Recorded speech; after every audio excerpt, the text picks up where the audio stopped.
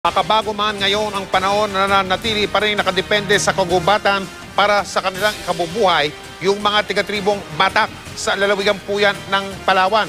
Ang problema, nahihirapan na sila sa pangangaso dahil nauubos na raw ang mga hayop. Kaya ang ilan sa kanila ay napipilitan na lang magtanghal sa mga turista para kumita.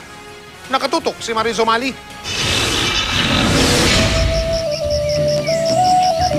May mga naniniwalang maaaring sila ang pinakaunang tao sa Pilipinas.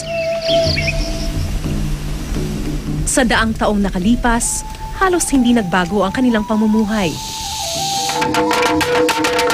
Pero sa mga nakalipas na ilang dekada, nasa 18% na lang sa mga Batak ang natitira. Tulad ng kayamanang gubat na matagal nang bumuhay sa kanila, ngayon nauubos na. Ang pagtatanghal ng kanilang sayaw ay palabas na para sa mga turista.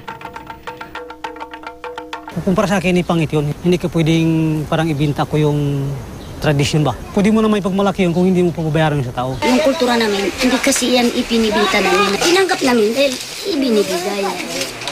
Hindi ko sang iningit lang. Hindi, sila mismo ang may awa sa amin na ibibigay nila. Lubos kami talaga nagpapasalamat. Nakakatulong din sa mga kabuhayan namin.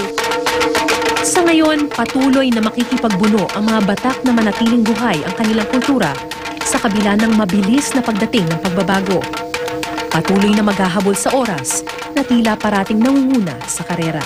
Marizo Mali, Nakatutok, 24 Oras.